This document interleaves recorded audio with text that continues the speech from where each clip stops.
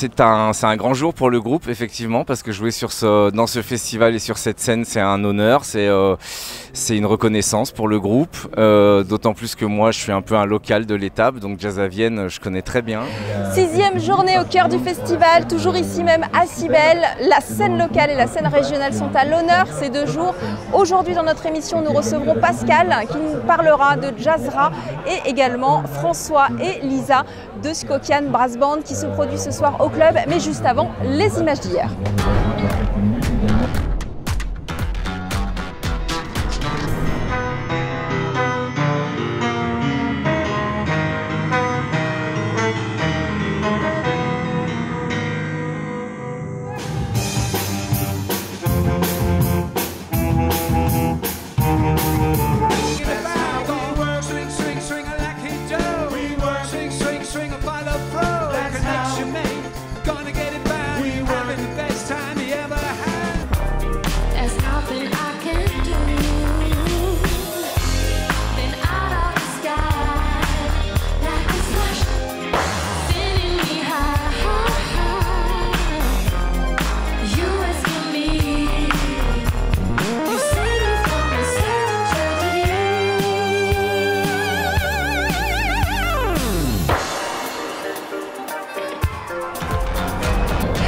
Allez, on est de retour à Cybèle où le festival bat son plein pour cette 2e journée du tremplin réseau.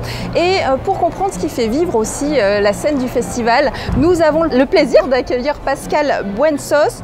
Vous êtes donc coordinateur du Jazzera. Merci d'être avec nous sur le plateau de Vienne TV. Je vous en prie. Alors, pour commencer, Jazzera, est-ce que vous pouvez nous expliquer un petit peu en quoi ça consiste ? Alors Jazzera, on le prononce comme on le veut. Voilà. C'est un réseau, c'est une association juridiquement, mais c'est un réseau qui relie 250 structures en région Auvergne-Rhône-Alpes.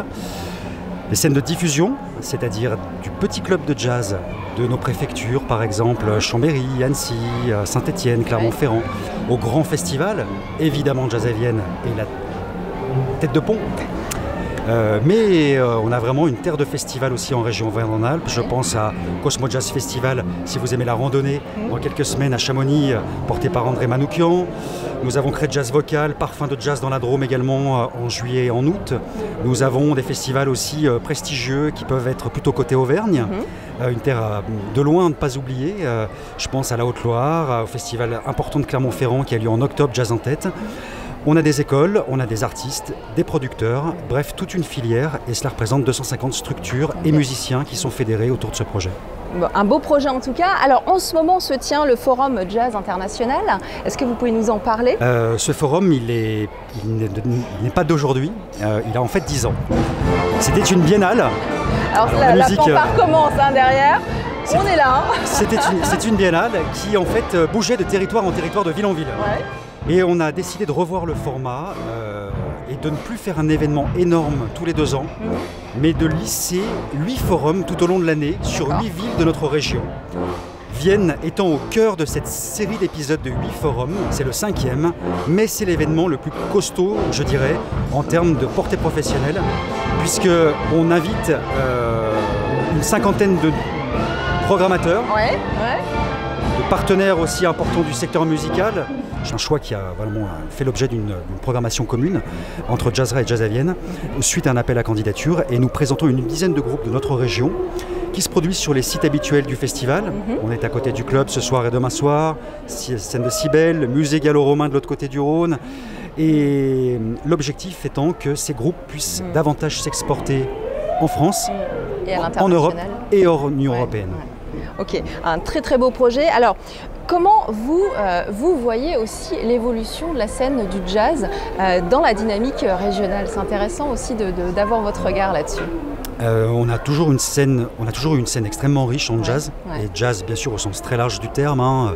On ne définit pas le jazz, mais en tout cas on le prend vraiment au sens le plus large possible, comme le représente Jazz à Vienne tout au long de ses soirées, avec une ouverture vers les musiques amplifiées, vers l'électro, la soul, le funk, les musiques du monde ou traditionnelles, même les musiques classiques savantes, pourquoi pas.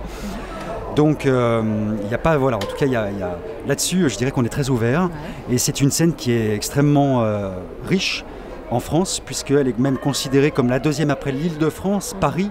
Paris étant souvent considéré comme le centre de beaucoup de choses. Hein, on sait que c'est là où il y a tous les médias, notamment pour vous. Mais au niveau de la musique, c'est un peu pareil. Mais quand même, de plus en plus, on observe que les musiciens font carrière non pas à Paris, mais en région. Parce qu'en fait, on a le phénomène de la trop grosse concurrence aussi. C'est le penchant, c'est-à-dire qu'autant il y a une vitalité à Paris, mais aussi il y a beaucoup de musiciens, donc forcément plus de concurrence. Elle est peut-être là. Les musiciens se forment de moins en moins à Paris, passent de moins en moins par la case parisienne, parce qu'ils restent en région ou ils vont à l'étranger. Et si c'est le cas, ils reviennent. On constate vraiment qu'ils reviennent en région Auvergne-Rhône-Alpes vers une quarantaine d'années, souvent quand ils ont passé la formation, les premières années de groupe, où ils tournent en région ou en France ou à l'étranger.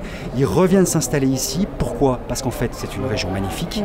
C'est une région structurante, au sens où il y a des lieux, des festivals. Donc il y a aussi un marché. Qui n'est pas négligeable, qui est considéré souvent comme la deuxième région la plus dynamique en France. Et c'est pour ça qu'on est une terre de jazz. Et alors, est-ce que le Festival Jazz à Vienne a un rôle particulier justement dans cette dynamique-là? Évidemment, c'est l'arbre qui montre la forêt. Qui montre la forêt. Non pas qu'il la cache, mais qu'il la montre. Une nouvelle expression en exclusivité ce soir. C'est ça, peut-être. Moi, en tout cas, ça a toujours été historique. Je salue bien évidemment tous les programmateurs, les directeurs artistiques qui se sont enchaînés, mais évidemment le fondateur Jean-Paul Boutelier, avec qui j'étais encore hier sur l'exposition des vinyles que nous organisons, jusqu'à Benjamin Tanguy qui est parti de cette fonction il y a quelques temps, et bien sûr le travail exemplaire de Guillaume Anger. Ce festival, c'est tout ce qu'on aime. C'est la convivialité, c'est l'excellence, c'est l'ouverture. C'est un festival qui est à la fois pointu pour les experts et en même temps pour monsieur et madame tout le monde. Accessible. Très accessible. Et c'est ça le jazz. Et c'est chouette, et c'est vraiment cette ambiance particulière qu'on aime retrouver sur le festival. Merci en tout cas Pascal d'avoir été avec nous sur le plateau de Vienne TV. Merci. Je vous en prie. Merci. Alors on continue comme chaque jour avec votre immersion au cœur du festival. Votre reportage du jour, c'est tout de suite. On se retrouve juste après.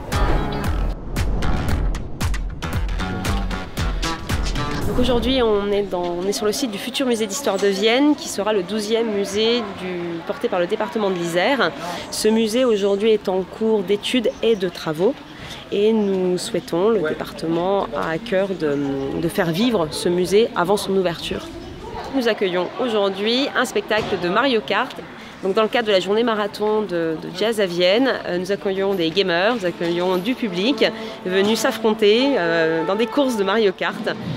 Accompagné par un orchestre, on entend un petit peu la musique qui accompagne ces gamers. Donc c'est un très très bel événement qui permet de faire vivre ce futur musée en attendant son ouverture.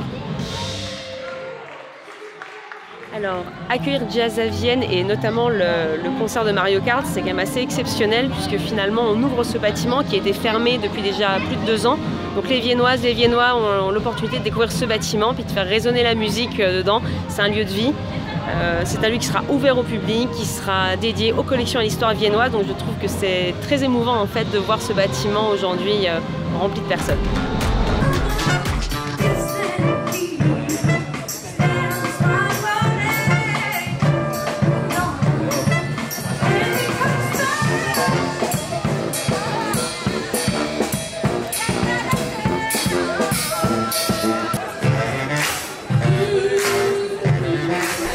Allez, on est de retour avec un collectif explosif qui se produit ce soir sur la scène du club, Skokian Brass Band. Nous recevons François Rigaliès et puis Lisa Caldonietto. Donc vous faites tous les deux partie de ce groupe. Donc on veut tout savoir sur ce groupe. On va parler de votre concert ce soir, on va parler de votre actualité. Mais la première question que j'ai envie de vous poser, c'est cette scène du club.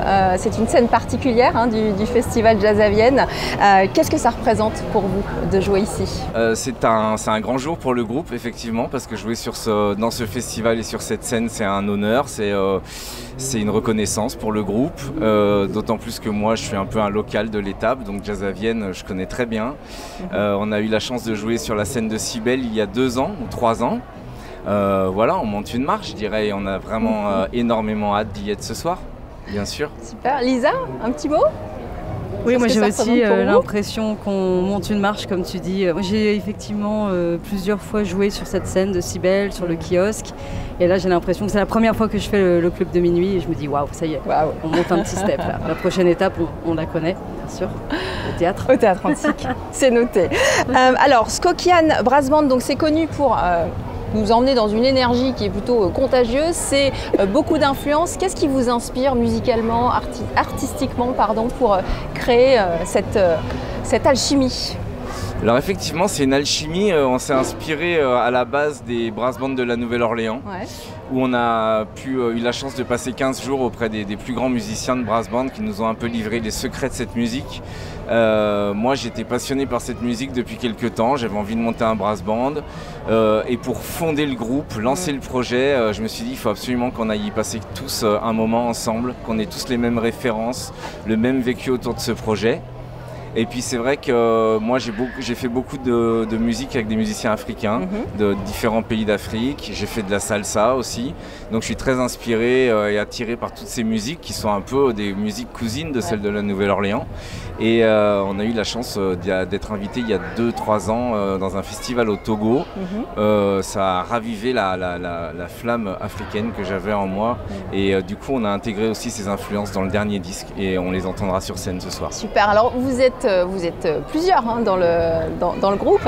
Vous êtes 11, c'est ça? Oui, on est 11 musiciens sur scène ce soir. Musiciens et musiciennes. Et musiciens et musiciennes. Elisa, du coup, vous chantez, oui, c'est ça? Je chante, tout à fait. Vous avez rejoint le groupe quand, du coup?